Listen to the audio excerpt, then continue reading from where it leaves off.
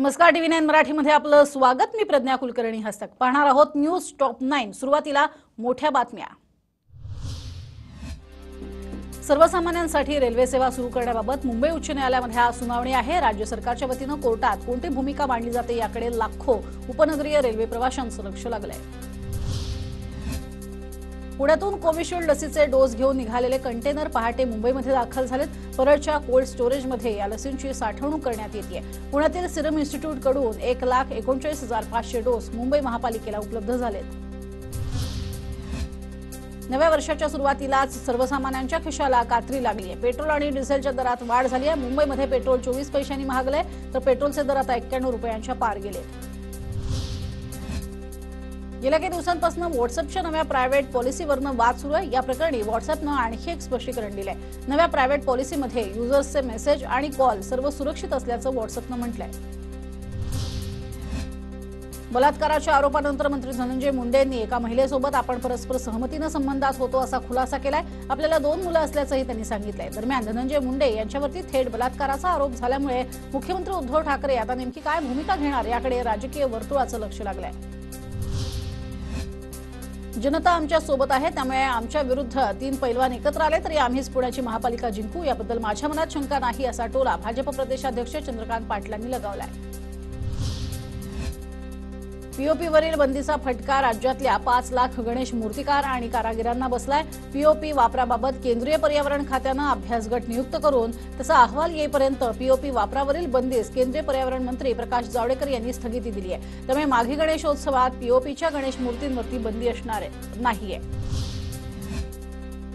नागपूरमध्ये कळमेश्वर उबगी या फार्ममधील 250 कोंबड्यांचा मृत्यू झालाय। डीजेच्या आवाजात घाबरून चेंगरून त्यांचा मृत्यू झाल्याचा तर्क लावला जातोय। कोंबड्यांच्या मृत्यूचे वैद्यकीय कारण मात्र अजून अस्पष्ट आहे। मृत कोंबड्यांचे नमुने तपासणीसाठी पाठवण्यात आले। संगमनेरमध्ये चिंगोली गुरव या गावामध्ये एका नातवानं आपल्या आजोबांच्या 88व्या वाढदिवसानिमित्त आजोबांसह आजीला हवाई सफर घडवली आहे। या सफारीनं आजी आजोबा चांगलेच भारावून गेले होते।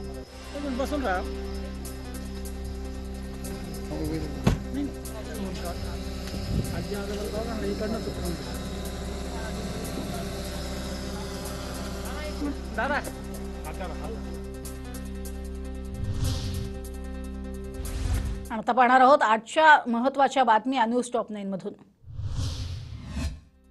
आज दुपारी 3:30 वाजता मंत्रालयात राज्याची कॅबिनेटची बैठक होणार आहे। या बैठकीला महाविकास आघाडीतील 3ही पक्षांचे नेते उपस्थित राहणार आहेत। गीते आणि बागुल यांनी भाजपला सोडचिठ्ठी दिल्यानंतर आज विरोधी पक्षनेते देवेंद्र फडणवीस नाशिक दौऱ्यावर आहेत। आजच्या दौऱ्यात फडणवीस महत्त्वाच्या पदाधिकाऱ्यांशी चर्चा करणार आहेत। ग्रामपंचायत निवडणुकीचा जाहीर प्रचार आज संध्याकाळी 5 वाजता संपतोय। त्यामुळे जाहीर प्रचारास अवघे काही तास उरल्यानं नेते, उमेदवार आणि कार्यकर्त्यांची लगबग सुरू आहे। राज्यपाल भगतसिंग कोश्यारी आज भंडारा जिल्हा शासकीय रुग्णालयाला भेट देणार आहेत। भंडाऱ्यातल्या 10 नवजात बालकांचा होरपळून मृत्यू झाला होता, त्या ठिकाणी ते जाणार आहेत। गृहमंत्री अनिल देशमुख आज सकाळी 11 वाजता जनता दरबार घेणार आहेत। जनता दरबाराच्या माध्यमातून ते नागरिकांच्या समस्या सोडवण्याचा प्रयत्न करणार आहेत। उच्च आणि तंत्र शिक्षण मंत्री उदय सामंत आज कोल्हापूर दौऱ्यावरती आहेत आणि चांदगडमध्ये होणाऱ्या शिवसेना कार्यकर्त्यांच्या मेळाव्यात ते हजेरी लावणार आहेत। परभणीच्या मुरुंबा गावामध्ये 800 कोंबड्यांचा बर्ड फ्लूने मृत्यू झाला। त्यानंतर फ्लूचा प्रसार रोखण्यासाठी गावातील 8000 कोंबड्या आज नष्ट करण्यात येणार आहेत। त्यासाठी गावाबाहेर खड्ड्यांचं खोदकाम पूर्ण झालंय। सोलापूरचं ग्रामदैवत श्री सिद्धरामेश्वर यात्रेचा मुख्य सोहळा आज संपन्न होणार आहे। दुपारी 12:30च्या सुमारास काही मोजक्याच जणांच्या उपस्थितीत अक्षता सोहळा संपन्न होणार आहे।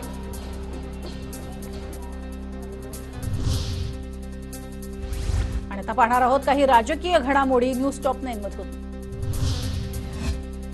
धनंजय मुंडे यांची बलात्काराच्या आरोपातून मुक्तता होत नाही तोपर्यंत त्यांना मंत्रिमंडळात राहण्याचा अधिकार नाही अशी टीका भाजप नेते किरीट सोमय्या यांनी केली आहे। परिस्थिती स्पष्ट होईपर्यंत महाराष्ट्र मंत्रिमंडळातनं त्यांनी बाहेर राहावं अशी मागणीही सोमय्या यांनी केली आहे। धनंजय मुंडेंवरील आरोपांवरती मंत्री नवाब मलिक यांनी प्रतिक्रिया दिली आहे। आरोपांच्या चौकशीनंतर सत्य समोर येईल असं ते म्हणाले। तसंच याबाबत आपण फार काही बोलू शकणार नाही असंही त्यांनी म्हटलंय। वांद्रे वर्सोवा आणि वर्सोवा विरार हे दोन्ही सागरी सेतू मुंबईतल्या वाहतूक कोंडी सोडवण्यासाठी अत्यंत महत्त्वाचे असल्यानं त्याच्या कामांना गती द्यावी असे आदेश मुख्यमंत्री उद्धव ठाकरे यांनी राज्य रस्ते विकास महामंडळाला दिलेत। दोन्ही सागरी सेतू मार्गामुळे या भागातील अर्थव्यवस्थेला उभारी मिळणार असून रोजगार संधी सुद्धा वाढणार असल्याचं मुख्यमंत्र्यांनी यावेळी म्हटलंय।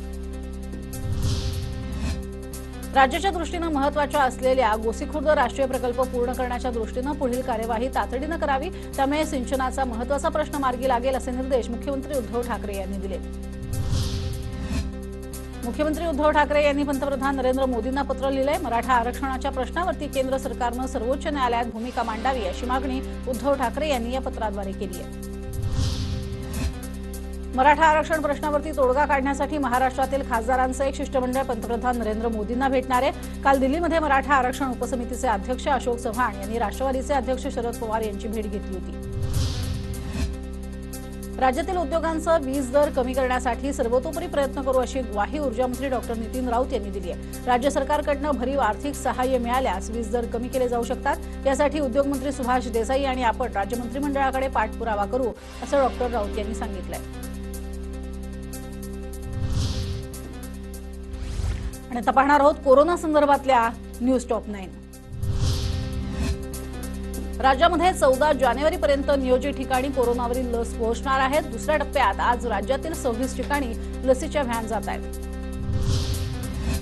राज्यामध्ये कोरोना लसीकरणाची तयारी सुरू आहे। केंद्र शासनाच्या सूचनेनुसार 36 जिल्ह्यांमध्ये 511 ठिकाणी लसीकरण सत्र घेण्यात येणार आहे। ज्या ठिकाणी लसीकरण करण्यात येणार आहे तिथे वीज, इंटरनेट तसंच वेबकास्ट आदी सुविधा करण्यात आल्या आहेत। राज्यामध्ये लवकरच लसीकरणाची प्रक्रिया सुरू होणार आहे। लसीकरणाच्या पहिल्याच दिवशी 50,000 आरोग्य कर्मचाऱ्यांना लस देण्यात येणार आहे। प्रत्येक केंद्रावरती 100 आरोग्य कर्मचाऱ्यांची नोंदणी करण्यात येणार आहे।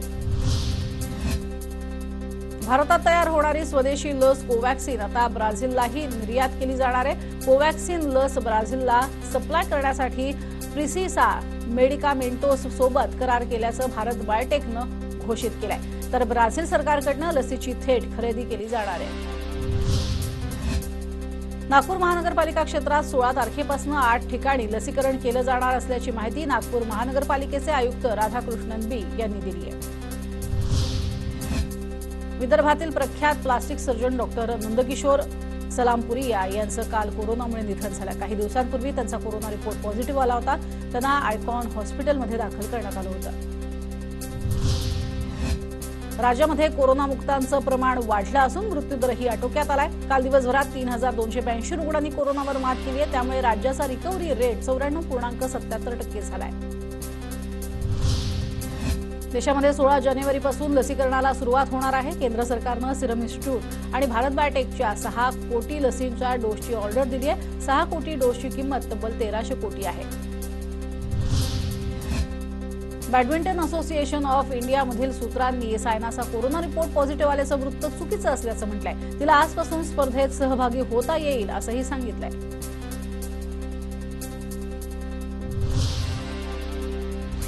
आता पाहणार आहोत मेट्रो सिटीतल्या काही महत्त्वाच्या घडामोडी न्यूज टॉप 9 मधून। नाशिक महापालिकेमध्ये घरपट्टी खासगीकरणावरनं सेना भाजपमध्ये जुंपली आहे। विकास कामांवरती चर्चा होण्याऐवजी एकमेकांवरती आरोपांच्या फैरी झडल्या जात आहेत। नागपूरमध्ये शिवसेना समन्वय प्रकाश वाघ यांच्या बैठकीमध्ये अनेक निष्ठावंत शिवसैनिकांनी राजीनामे दिलेत। काँग्रेसमधून आलेल्यांना मुख्य पद दिल्यानं शिवसैनिकांमध्ये नाराजी आहे। नाशिक कृषी उत्पन्न बाजार समितीमध्ये चालू सप्ताहात पोळ कांद्याची आवक ही 12,784 क्विंटल झाली आहे। त्याला प्रति क्विंटल 850 ते 3,300 इतका दर मिळालाय। सर्वसाधारण दर हा 2,400 रुपये राहिला अशी माहिती बाजार समितीच्या सूत्रांकडून देण्यात आली आहे। औरंगाबादच्या एका क्वारंटाईन सेंटरमध्ये तब्बल 1 कोटी रुपयांचं सामान गायब झाल्याचा धक्कादायक प्रकार घडलाय। या क्वारंटाईन सेंटरमधनं टीव्ही, फ्रीज, रेडिओ अशा प्रकारचं सामान गायब झालंय। नागपुरात गेल्या 10 दिवसात नायलॉनच्या मांजामुळे तिसरा बळी गेल्याची घटना घडली आहे। दुचाकीवरनं जाताना गळ्यात मांजा अडकून 20 वर्षीय प्रणय ठाकरेचा मृत्यू झालाय। त्यामुळे बंदी असूनही नायलॉन मांजाची विक्री करणाऱ्यांवरती कडक कारवाई करण्याची मागणी करण्यात येते आहे। नाशिक शहरामध्ये सोनसाखळी चोरीच्या घटनांमध्ये वाढ झाली आहे। इंदिरानगर बोगद्याजवळ महिलेचा 4 तोळ्याचा सोन्याचा दागिने हिसकावून पोलिसांनी अर्थातच पळ काढला आणि या प्रकरणी मुंबई नाका पोलिसात तक्रार दाखल करण्यात आली आहे। नागपुरात यशोधरा पोलीस ठाण्याच्या हद्दीमध्ये एका 27 वर्षीय तरुणाची हत्या करण्यात आली आहे। क्षुल्लक कारणातून झालेल्या वादातून हत्या केल्याचं उघड झालंय। या प्रकरणी पोलिसांनी तिघांना बेड्या ठोकल्या आहेत। प्लास्टिक संदर्भात नागपूर महानगरपालिकेनं गांधीबागमधील 4500 किलोच्या non oven plastic carry bag जप्त केल्यात। या मालाची अंदाजे किंमत 5.5 लाख रुपये आहे। औरंगाबादमधल्या बाजार समितीमध्ये आवक झालेल्या ज्वारी, बाजरी, मका, पांढरी तूर, सोयाबीन आणि लाल तुरीचे दर स्थिर राहिलेत, अशी माहिती बाजार समितीच्या सूत्रांनी दिली आहे। आणि आता महत्त्वाच्या शहरांमधल्या घडामोडी पाहणार आहोत न्यूज टॉप 9 मधून। नांदेडच्या किनवट तालुक्यामध्ये झळकवाडीमध्ये कोंबड्यांसह विविध पक्ष्यांचा मृत्यू झालाय। त्यामुळे परिसरात दुर्गंधी पसरली आहे। जवळपास 400 कोंबड्यांचा मृत्यू झाल्याची माहिती सरपंचांनी दिली आहे। मात्र अद्याप पशुसंवर्धन विभागाचे अधिकारी या ठिकाणी आले नाहीत, असंही गावकऱ्यांनी म्हटलंय। रत्नागिरी जिल्ह्यातल्या दापोलीमध्ये बर्ड फ्लूचा शिरकाव झालाय। त्यामुळे पशुसंवर्धन विभागाच्या काही गाईडलाईन्स आज जाहीर होणार आहेत। गुरुवारपासून कोल्हापूर जिल्ह्यातल्या 20 लसीकरण केंद्रांवरती लस वितरित करण्यात येणार असून त्याचंही नियोजन करण्यात आलं आहे, असं जिल्हा आरोग्य अधिकारी डॉक्टर योगेश साळे यांनी सांगितलंय। शनिवारपासून लसीकरण मोहिमेला प्रत्यक्ष प्रारंभ होतोय। नांदेड जिल्ह्यातल्या सागरोळी गावामध्ये ग्रामपंचायत निवडणुकीचा प्रचार शिगेला पोहोचला। यंदा अनेक संघटनांनी एकत्र येऊन परिवर्तन पॅनल निवडणुकीमध्ये उतरवलंय। त्यामुळे सागरोळी ग्रामपंचायतीमध्ये अटीतटीची निवडणूक होणार आहे। वाशिममधील काजळेश्वर इथं शेतात काढून ठेवलेल्या तुरीच्या गंजीला अज्ञातानं आग लावल्याची घटना घडली। यात तूर जळून खाक झालाय आणि लाखोंचं नुकसान झालंय। इंदापूर नगर परिषदेनं माझी वसुंधरा अभियानाअंतर्गत शहरातील नागरिकांसाठी शहरात पहिलं ई चार्जिंग स्टेशन सुरू केलंय। विशेष म्हणजे ग्राहकांना विनाशुल्क याचा वापर करता येणार आहे। खानदेशामध्ये कांदा दरात सुधारणा सुरूच आहे। दर गेल्या आठवड्यामध्ये क्विंटल मागे 150 रुपयांनी वधारून 850 ते 2400 रुपये प्रति क्विंटल पर्यंत पोहोचलाय। गेल्या महिन्याच्या मध्यात दर 600 ते 1600 रुपये इतका प्रति क्विंटल होता। अमरावतीमधल्या चांदूर रेल्वे शहरामध्ये एका महिलेनं घरातील परसबागेमध्ये सेंद्रिय पद्धतीनं ब्रोकोलीची शेती केली आहे। मोबाईलवरती आलेल्या व्हिडिओवरनं शेतकरी महिलेनं यशस्वी शेती केली आहे।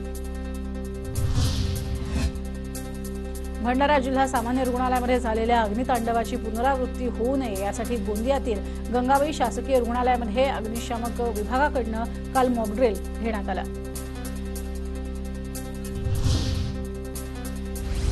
आणि आता पाहणार आहोत मुंबई पुण्यातल्या काही महत्त्वाच्या घडामोडी न्यूज टॉप 9 मधून।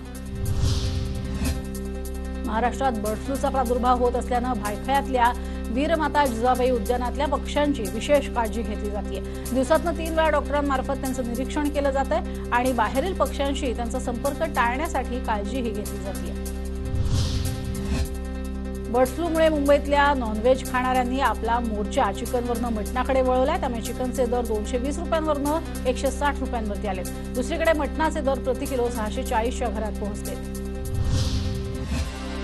लस वितरणानंतर सिरमच्या टीमनं आदर पुनावाला यांच्यासोबत ग्रुप फोटो काढला आणि आनंद साजरा केला। यावेळा पुनावाला यांना देखील लसीच्या कंटेनरजवळ फोटो काढण्याचा मोह काही आवरला नाही। कारवाईनंतरही सोनू सूदकडनं वारंवार बेकायदा बांधकाम होत असल्याचा दावा मुंबई पालिकेनं उच्च न्यायालयात केलाय। वारंवार नोटीस बजावूनही सोनू सूदनं कायद्याचं उल्लंघन करणं थांबवलं नाही। त्यामुळे तो वारंवार कायदे मोडणारा गुन्हेगारच आहे, असा दावा पालिकेनं केलाय।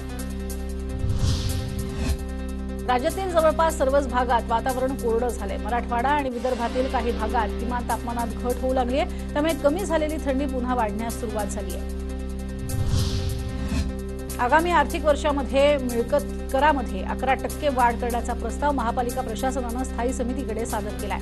मिळकत करामध्ये वाढ केल्यास पालिकेच्या उत्पन्नात 130 कोटी रुपयांनी वाढ होईल, असा दावा पालिका आयुक्त विक्रम कुमार यांनी केलाय। तर आगामी पालिका निवडणूक, कोरोनामुळे ठप्प झालेले आर्थिक व्यवहार या पार्श्वभूमीवर करवाढीचा प्रस्ताव फेटाळला जाण्याची शक्यता आहे। पिंपरी पालिका रुग्णालयात फायर ऑडिट झालेलं नाहीये. एखादी दुर्घटना घडल्यानंतर परिस्थिती हाताळण्याची यंत्रणाच तिथे नाहीये. कुशल कर्मचाऱ्यांचा अभाव असून मनुष्यबळाची तसंच रुग्णवाहिकांची सुद्धा कमतरता आहे, अशी माहिती समोर आली आहे.